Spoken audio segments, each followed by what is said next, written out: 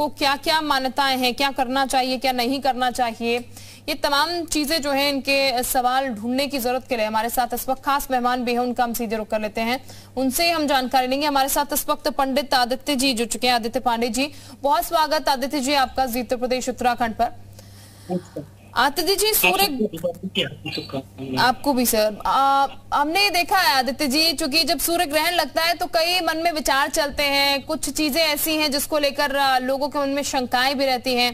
तो सर सबसे पहले तो हमें बताइएगा, ये सूर्य ग्रहण का जो समय है वो कब से कब तक रहने वाला है, सूतक कब से कब तक लगता है? क्योंकि थोड़ी सी पशुपेश की स्थिति है, कोई दूसरा समय बता रहा है, कोई दूसरा समय बता रहा है, तो आप ये जरा तस्वीर क्लियर कर दीजिएगा, कब से ये ग्रहण शुरू होगा?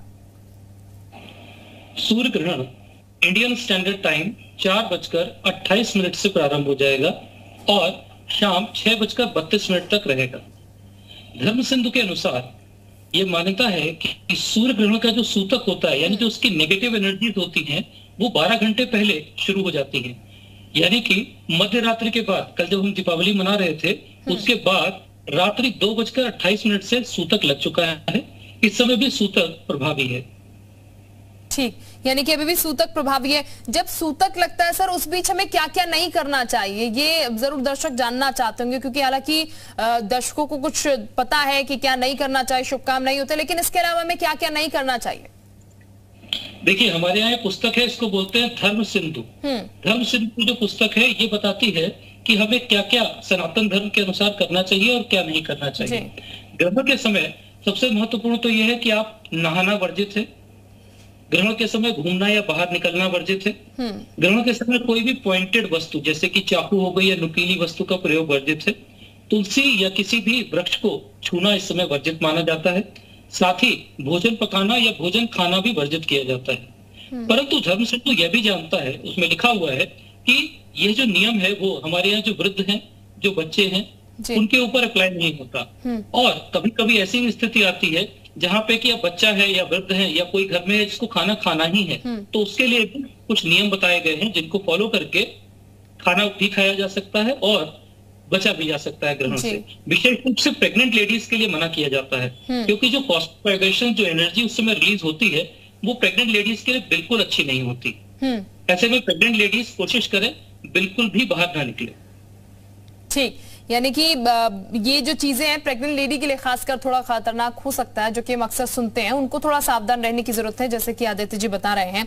आदित्य जी, सूर्य ग्रहण की जब हम बात कर रहे हैं यहाँ पर, तो किस तरीके का परिवर्तन सूर्य ग्रहण से होता है? क्या इनका फर्क जो है वो आपके ग्रहों पर भी पड़ता है, ऐसा भी क्या है? हाँ जी, बिल्कुल पड़ता है।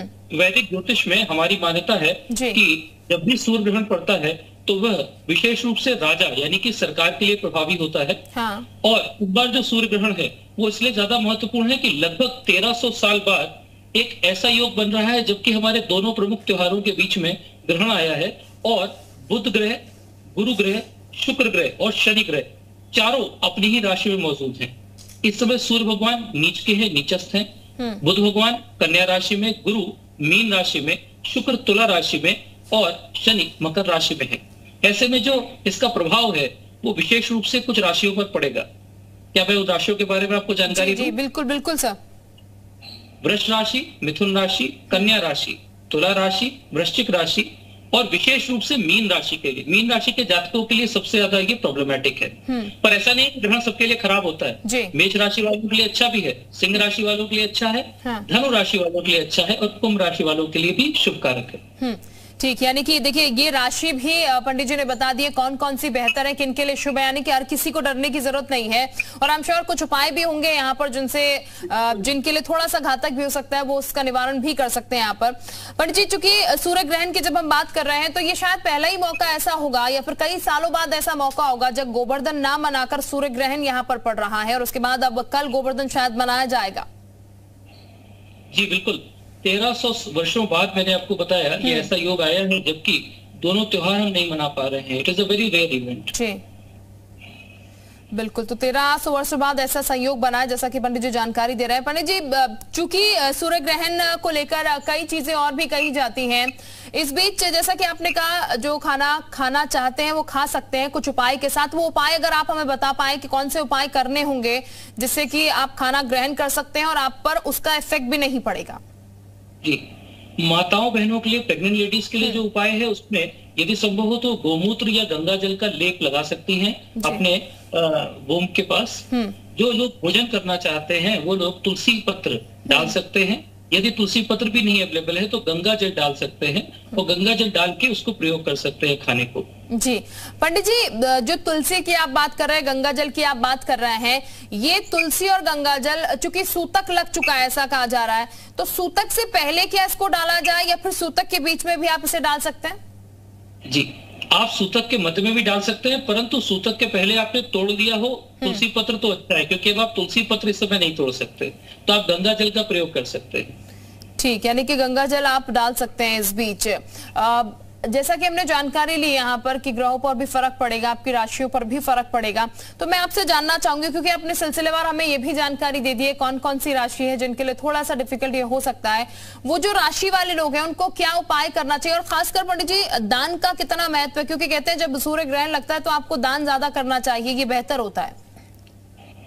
जी, दान का महत्व सनातन धर्म में हमेशा ही महत्वपूर्ण है। मान्यता हमारी ये है, धर्म सिंधु और निर्णय सिंधु के अनुसार यदि हम जब ग्रहण पूर्ण हो जाता है यानी कि शाम को 6:32 के बाद आपको चाहिए कि आप काले तिल, सफेद तिल या काली उड़द का दान कर सकते हैं। साथ ही घर में जितने सदस्य हैं उनके बॉडी वेट का 1/10, जैसे कि एग्जाम्पल दे रहे हैं, मान लीजिए कोई एक व्यक्ति है जिसका वेट है 80 किलो, तो उसका 10 हुआ 8, तो 8 किलो कोई भी अनाज दान किया जा सकता है, वो चल सकता है। या फिर कुछ लोग 8 मीटर वस्त्र भी दान कर सकते हैं। दान करने से भी ग्रहण का जो बुरा असर है वो कम होता है। 12 राशियों की यदि बात करें तो मेष राशि वालों के लिए बहुत शुभ कारक है, फायदेमंद है, आर्थिक उन्नति मिलेगी। वृष राशि वालों के लिए बात करें तो उनके लिए स्वास्थ्य संबंधी कष्ट बढ़ सकते हैं। मिथुन राशि वालों के लिए आर्थिक रूप से कष्टप्रद हो सकता है। कर्क राशि वालों के लिए शुभप्रद है, न्यूट्रल इफेक्ट रहेगा, कोई बुरा असर बहुत बड़ा नहीं होगा। सिंह राशि वालों के लिए बहुत अच्छा पीरियड है, नया कार्य शुरू होगा, इन्वेस्टमेंट्स में फायदा मिलेगा। कन्या राशि वालों के लिए अशुभ कारक है, गृह क्लेश थोड़ा सा बढ़ सकता है। तुला राशि वालों के लिए थोड़ा ज्यादा ध्यान देना पड़ेगा, एक्सीडेंट प्रोन रहेंगे, चोट चपेट का थोड़ा खतरा है। वृश्चिक राशि वालों के लिए आर्थिक हानि, धन हानि और मान हानि का खतरा बनता है। धनु राशि वालों के लिए पूरी तरह से फायदेमंद है, आर्थिक लाभ मिलेगा, लोकप्रियता बढ़ेगी। ठीक, ये मकर राशि वालों के लिए अपमान का खतरा बन सकता है। कुंभ राशि वालों के लिए शुभप्रद है, मीन राशि वालों के लिए सबसे ज्यादा खराब है। परंतु मैं यहाँ फिर कहना चाहूंगा कि हर ग्रहण का जो प्रभाव है वो सिर्फ और सिर्फ 45 डेज तक माना जाता है सूर्य ग्रहण का। तो ऐसे में ये ना डरिए कि खाली 45 डेज तक हमारा बुरा होने वाला है। उसके अलावा आपकी अपनी कुंडली में ग्रहों की क्या स्थिति है ये भी बहुत महत्वपूर्ण है। अगर आपकी दशाएं अच्छी चल रही है तो जरूरी नहीं आपके ऊपर बुरा असर होगा। जी बिल्कुल, यानी कि घबराने की जरूरत नहीं है, बता जरूर दिया है पंडित जी ने, लेकिन आपको चिंता करने की जरूरत नहीं है। ऐसा नहीं है कि नेगेटिव इफेक्ट जो है वही यहाँ पर पड़ेगा। पंडित जी, चूंकि ये हमने सुना है जब सूतक लग जाता है तो मंदिर के कपाट भी बंद हो जाते हैं, मंदिर दर्शन आप उस वक्त नहीं करते हैं। तो जब सूर्य ग्रहण खत्म हो जाएगा, ये तो सूर्य ग्रहण से पहले की प्रक्रिया हम तमाम आपसे पूछ रहे थे, लेकिन सूर्य ग्रहण खत्म हो जाएगा उसके बाद कौन कौन सी बातें जिनका ध्यान रखना चाहिए? फिर कई बार हमने ये भी सुना है कि जो आपका पूजा स्थल है, जो आपके घर में मंदिर है, उसको पूरा साफ सफाई कर फिर आप पूजा करें, ऐसी भी क्या सर प्रक्रिया है? हाँ जी, सनातन धर्म में हमारी मान्यता है कि जैसे ही ग्रहण पूर्ण होता है तो घर में गंगा जल का छिड़काव होना चाहिए। गंगा जल नहीं उपलब्ध है तो गोमूत्र का भी छिड़काव थोड़ा सा कर सकते हैं, स्प्रिंकल कर सकते हैं, या पानी में तुलसी के पत्ते डालकर पूरे घर में छिड़काव कर सकते हैं। विशेष रूप से जो मंदिर है उसमें कर सकते हैं। एक बहुत बड़ा कंफ्यूजन इस बार जनमानस के बीच में यह है कि दिवाली पे सबने पूजन किया है और पूजन करने के बाद परेवा पे भगवान को लोग अपने मंदिर में स्थापित करते थे या सेट करते थे। तो इस समय उसको लाल रंग के किसी भी चुनरी या वस्त्र से ढक करके रखें तो अच्छा रहेगा। भगवान को इस समय जो है ढक करके रख दीजिए और उसके बाद में जैसे ही ग्रहण पूर्ण होता है वो वस्त्र जो आपने ढका हुआ है उसको आप हटा देंगे और गंगा जल छिड़केंगे और उस समय ओम माधवाय नमः, ओम केशवाय नमः, ओम ऋषिकेशाय नमः यह मंत्र का जाप करेंगे तो ग्रहण का जो नेगेटिव इफेक्ट है माना जाता है कि वो घर से निकल जाता है। ठीक, यानी कि इस मंत्र का जाप कर सकते हैं और गंगा जल का छिड़काव, क्योंकि गंगा जल से शुद्धि जो है घर की वो हो जाती है, और इसीलिए पंडित जी जैसा कि बता रहे हैं गंगा जल का इस्तेमाल यहाँ पर आप कर सकते हैं। पंडित जी, चूंकि हम लगातार ये जान रहे हैं आपसे कि हमें किन चीजों का पालन करना चाहिए, ऐसे में जब ये सूतक शुरू हो चुका है तो सुबह में कई लोग जो है, जैसा कि आपने कहा, स्नान करने से भी बचना चाहिए, लेकिन जाहिर है हर किसी को पूरी तरीके की जो प्रक्रियाएं होती हैं वो नहीं पता होती हैं। तो ऐसे में अगर रूल्स फॉलो नहीं होते हैं या फिर ये चीजें नहीं होती हैं तो वो किस तरीके से कितना इफेक्ट करेगा? देखिए, इम्पैक्ट तो करेगा, इसको हम डिनाई नहीं कर सकते। हाँ। और इस बार इम्पैक्ट ज्यादा इसलिए भी होगा क्योंकि हाँ। कार्तिक मास में 15 दिन के अंदर 2 ग्रहण पड़ रहे हैं। सूर्य ग्रहण जो कि आज होगा और 8 नवंबर को चंद्र ग्रहण। महाभारत काल में भी ऐसा हुआ था, और जब ऐसा हुआ था तो महाभारत जैसा भीषण युद्ध हुआ था। दिसंबर 2019 में भी कुछ ऐसा ही संयोग बना था, जिसके बाद महामारी आई थी और पूरी दुनिया ठहर गई थी। इसलिए इस बार का जो ग्रहण है उसको आप कैजुअली न लें, बहुत सीरियसली लें। हाँ, यदि अब आपकी मजबूरी है, क्योंकि बहुत सी जगह सुनने को मिला कि आज जो है कुछ कार्यालय खुले हुए हैं, कहीं कहीं वर्किंग है, बैंक्स खुले हुए हैं और लोगों को कार्यालय जाना है, आप लोग भी कार्यालय में है, तो ऐसे में बस ये रिक्वेस्ट करूंगा कि यदि संभव हो तो तुलसी का पत्ता अपने पास में रखें, और जैसे ही ग्रहण पूर्ण होता है तो तुलसी का पत्ता जल में डाल करके उसको अपने ऊपर छिड़क लें। ये लगातार हमें पंडित जी यहाँ पर बता रहे हैं कि किस तरीके से तमाम वो प्रक्रिया है जो कि आपको फॉलो करनी चाहिए इस सूर्य ग्रहण के तहत, और घबराने की जरूरत नहीं है। नियम है, कायदे हैं, जिनको आप फॉलो करेंगे तो बेहतर चीजें जो हैं वो आपके जीवन में होंगी। और ये सूर्य ग्रहण जो है उस तरीके से प्रभावित भी आपके न राशि को करेगा न आपके जीवन को करेगा। बस आपको जो रूल्स हैं, जो चीजें बताई गई हैं, उनको फॉलो करने की जरूरत है। पंडित जी, कोई विशेष उपाय या कोई विशेष मंत्र आज के दिन के लिए जो दर्शक हमारे देख रहे हैं आपको? बिल्कुल जी, मैं आपको सुझाव दूंगा कि जनता इस समय चाहे जनमानस तो सूर्य भगवान जी का जो सूर्य गायत्री मंत्र है, मैं उसको बोलता हूं। ओम आदित्याय च विद्महे भास्कराय धीमहि तन्नो सूर्य प्रचोदयात्। यदि संभव हो तो इस मंत्र को चाहे मनसा वाचा कर्मणा, तीनों तरह की पूजा अलाउड है, कोशिश करें 108 बार इसका जाप कर लें। जो लोग यह मंत्र नहीं कर सकते वो ओम सूर्याय नमः का भी जाप कर सकते हैं।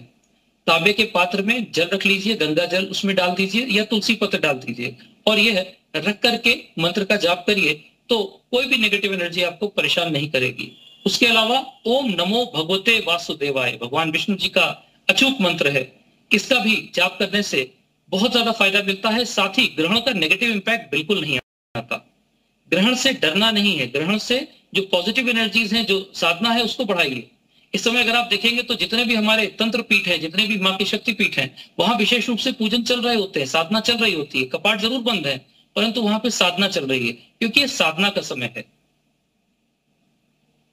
साधना का समय है। और जो उपाय आप कर सकते हैं जिनसे और बेहतर होगा आपका, वो उपाय यहाँ पर पंडित आदित्य पांडे हमें बता रहे हैं कि कौन कौन से उपाय आप कर सकते हैं, कौन सी वो चीजें हैं जो आप कर सकते हैं। हमारे साथ एक और खास मेहमान इस वक्त जुड़ चुके हैं, उनका भी हम रुक कर लेते हैं। हमारे साथ ज्योतिष आचार्य हैं राकेश चतुर्वेदी जी। बहुत स्वागत आपका जी उत्तर प्रदेश उत्तराखंड पर। नमस्कार। जय श्री राकेश जी, चूंकि सूर्य ग्रहण है तो हम सबसे पहले तो समय, अभी पंडित जी ने भी हमें बताया, एक बार आप भी समय बता दीजिए कब से शुरू होगा और कितना इफेक्ट ये तमाम राशियों पर करने वाला है और किस तरीके से इसका बचाव हो सकता है। देखिए, सबसे पहले आप सब जान लीजिए कि ग्रहण शब्द अपने आप में ही शक्तियों को, प्रभाव को कम करने का है, और दूसरा सूर्य को एकमात्र शास्त्रों में, वेद पुराणों में एकमात्र ऊर्जा का, शक्ति का स्रोत माना गया है। तो जाहिर सी बात है, जब सूर्य ग्रहण लग रहा है तो हर किसी जातक को, और यह सिर्फ मानव पे मत लीजिएगा, यह हर जीव पर, जीव से अभिप्राय हर उस प्राणी से है, हर उस जीव जंतु से है जो इस धरा पर जीव रूप में विराजमान है, श्वास ले रहा है, जीवित है, हर किसी को यह प्रभावित करेगा। दूसरी चीज आपने कहा कि समय लगभग, अगर हम दिल्ली एनसीआर में बैठे हुए हैं और यहां के समय अनुसार देखते हैं हम, तो लगभग आप देखिए यहां दृश्य जो होगा वह 4:27:28 से यह दृश्य शुरू हो जाएगा।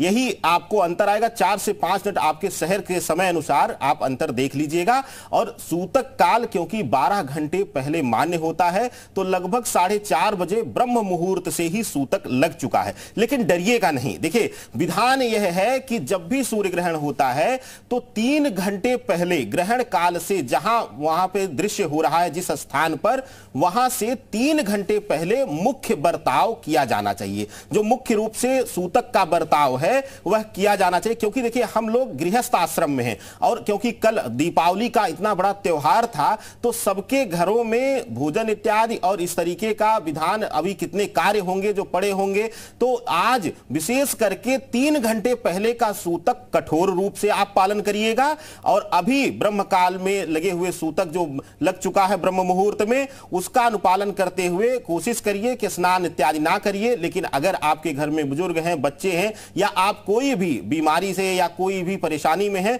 तो आपके लिए बंधन नहीं है। शास्त्र कहता है कि आपको समर्पण देना है और आज ग्रहण के दिवस में विशेष रूप से आपको शक्तियों को, अपने इष्ट को समर्पण भाव से याद करना है। यही नित्य क्रिया में आपको करना है। बिल्कुल, तो देखिए पंडित जी बता रहे हैं क्या क्या आपको नित्य क्रिया में करना है। और चूंकि सूतक को लेकर भी हम बातचीत कर रहे हैं पंडित जी, तो ये सूतक जो लगा हुआ है उसमें किन किन चीजों का हमें ध्यान रखना है, जरा इस पर आप प्रकाश डालिएगा। देखिए सूतक काल में तो कहा जाता है कि सिर्फ जल लेने का जो शास्त्र है वह कहता है, लेकिन क्योंकि अब हमारा जीवन शैली सब कुछ बदल गई है और जैसा कि अब आप बैठे हुए हैं या हम सब बैठे हुए हैं, कार्य करने की प्रधानता है, तो जाहिर सी बात है ब्रह्म मुहूर्त में तो कोई सुबह उठकर एकदम से 4:30 बजे भोजन किया नहीं होगा, तो बाध्यता आ जाती है। तो इसीलिए शास्त्रों में भी इसका एक छोटा सा दिया गया है उदाहरण, क्योंकि हमारा सनातन शास्त्र जो है वह बहुत ज्यादा अपने आप को कठोरता नहीं देता है। वह कहता है कि आप समर्पण भाव रखिए, चाहे हम श्रीमद् भागवत पुराण का उदाहरण उठा लें या वेद पुराणों का उठाइए। वह कहता है कि आडंबर नहीं चाहिए, दिखावा नहीं चाहिए, आपको समर्पण भाव चाहिए। तो विशेष करके आप सब सूतक काल में जो 3 घंटे पहले लगभग 1 बजे दोपहर के बाद स्नान इत्यादि मत करिएगा, भोजन मत लीजिएगा, बहुत जरूरी ना हो, बीमार ना हो या दवा का पान ना कर रहे हो तो भोजन इत्यादि ना लीजिएगा, चाय भी ना लीजिएगा। पानी का विधान है, पानी आप पी सकते हैं। और यह भी प्रयास करिएगा जो भी, क्योंकि जाहिर सी बात है दिवाली का त्योहार था तो सबके घरों में मिठाइयों का भंडार लगा होगा, तो हर चीज में, हर खाने के पीने के पात्र में कुछ ना कुछ तुलसी दल हल्का सा तोड़कर डाल दीजिएगा। और वह कहते हैं कि तुलसी दल जिस भोजन में, जिस पेय पदार्थ में पड़ जाएगा वहां पर सूर्य ग्रहण के किरणों का नकारात्मक प्रभाव नहीं होगा। और कहते हैं कि तुलसी दल जहां पड़ता है वहां कभी विषाणु नहीं आ सकते हैं, कोई जीवाणु वहां पे नहीं पैदा हो सकता है। तो तुलसी दल डाल के प्रणाम करिएगा श्री हरि विष्णु को। और कार्तिक मास चल रहा है, कार्तिक मास तो वैसे भी पुनीत है, मां तुलसी की आराधना का है, तो तुलसी दल डाल के आप सब में रख दीजिएगा। और बच्चे हो, बुजुर्ग हो, घर में कोई परिवार का सदस्य हो जिसके लिए बाध्यता हो भोजन लेने की, आजकल शुगर इत्यादि बीमारियां आम हो चुकी हैं, तो उसमें समय समय पर भोजन ना मिले या कुछ पेय पदार्थ ना मिले तो समस्या हो जाती है। ऐसे लोगों के लिए यह बाध्यता नहीं रहेगी, वह लोग तुलसी दल इत्यादि डालकर भोजन इत्यादि कर सकते हैं। बिल्कुल, यानी कि तुलसी, देखिए लगातार हमें पंडित जी बता रहे हैं कि तुलसी जो है वो कितनी महत्वपूर्ण है। तुलसी का इस्तेमाल आप कर सकते हैं। पंडित आदित्य पांडे जी भी हमारे साथ लगातार बने, उनका भी हम रुक कर लेते हैं। आदित्य जी, चूंकि आप भी लगातार हमें बता रहे हैं किस तरीके से ध्यान रखना है, कौन सी चीजों का पालन यहाँ पर करना है, खासकर यहाँ पर अगर बात की जाए तो जैसा कि अभी पंडित जी ने मैं बताया यहाँ पर, राकेश जी ने, कि जानवरों पर भी इफेक्ट करेगा, सिर्फ इंसान नहीं, जो जीव सांस ले रहा है उस पर ये इफेक्ट करेगा, तो उनके लिए कितना घातक हो सकता है ये? देखिए प्रभाव तो सबके ऊपर होगा, परंतु घातक जो शब्द है, कारण क्या है, प्रकृति स्वयं सबका प्रोटेक्शन करती है। तो आप देखेंगे कि ज्यादातर पशु पक्षी अपने आप इस समय घोंसले में चले जाते हैं, उनको ये नेचुरल ज्ञान है कि वो अंदर हो जाते हैं। आप जानवरों को देखेंगे तो ग्रहण का समय आएगा वो अपने आप कहीं ना कहीं छांव में पहुंच जाएंगे, क्योंकि प्रकृति उनको पहले से ही वो ज्ञान दे देती है।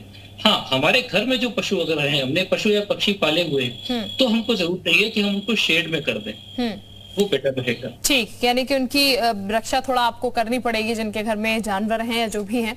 बाकी प्रकृति जो है वो अपने आप बाकियों को संरक्षण करेगी। राकेश जी हमारे साथ बने हुए, राकेश चतुर्वेदी जी, उनसे भी जानते हैं। राकेश जी, अभी चूंकि समय हमारे पास बहुत कम है, मैं आपसे जानना चाहूंगी दर्शकों के लिए आप क्या कहना चाहेंगे, चूंकि सूर्य ग्रहण लग रहा है, तो किस तरीके से और तमाम चीजें जो है उनको करनी चाहिए, कौन से मंत्रों का इस्तेमाल करना चाहिए जिसको खुद से सुरक्षित रख सकते हैं इसको? देखिए, सबसे उत्तम है जो लोग गुरु मंत्र लिए हुए हैं, जो लोग गुरु दीक्षा लिए हुए हैं, वह अपने गुरु मंत्र का जाप करेंगे। और साथ ही विशेष रूप से आप लोग ध्यान दीजिएगा, सबसे साधारण और सबसे प्रभावशाली, साधारण शब्द इसलिए हम प्रयोग कर रहे हैं कि सबके घरों में बच्चों को भी यह रटाया जाता है, गायत्री मंत्र। कहते हैं कि गायत्री जप से सूर्य को शक्ति मिलती है और सूर्य उपासना में सबसे प्रभावी मंत्र है। तो आप सभी अपने घरों में गायत्री मंत्र का जाप करिएगा, सूतक समय से प्रारंभ करिएगा, मानसिक जाप करिएगा। और उससे उत्तम रहेगा, अगर आप गायत्री मंत्र नहीं कर सकते हैं तो सबसे सामान्य और सूक्ष्म मंत्र है भगवान शिव का ओम नमः शिवाय। स्त्रियां जो हैं वह नमः शिवाय करेंगी और पुरुष वर्ग पूरा संपूर्ण ओम लगा के ओम नमः शिवाय का जाप करें, यह विशेष ध्यान दें। और आप अपने घरों में ग्रहण काल के दौरान विशेष रूप से शांत होकर बैठकर चाहे गुरु मंत्र या इन मंत्रों का जाप आप कर सकते हैं। बिल्कुल। तो देखिए, हमें राकेश जी ने भी, आदित्य ने भी बता दिया है कि कौन से मंत्रों का आपको प्रयोग करना चाहिए इस सूर्य ग्रहण में। और डरने की जरूरत नहीं है, ग्रहों का, नक्षत्रों का हेरफेर जरूर होगा, लेकिन ऐसी कोई डरने वाली बात नहीं है। कुछ उपाय, कुछ मंत्र जो हैं वो यहाँ पर दोनों ही गुरुजन ने हमें बता दिया। आप दोनों का बहुत शुक्रिया हमारे साथ जुड़ने के लिए, इस खास प्रोग्राम में दर्शकों तक तमाम जानकारी पहुंचाने के लिए।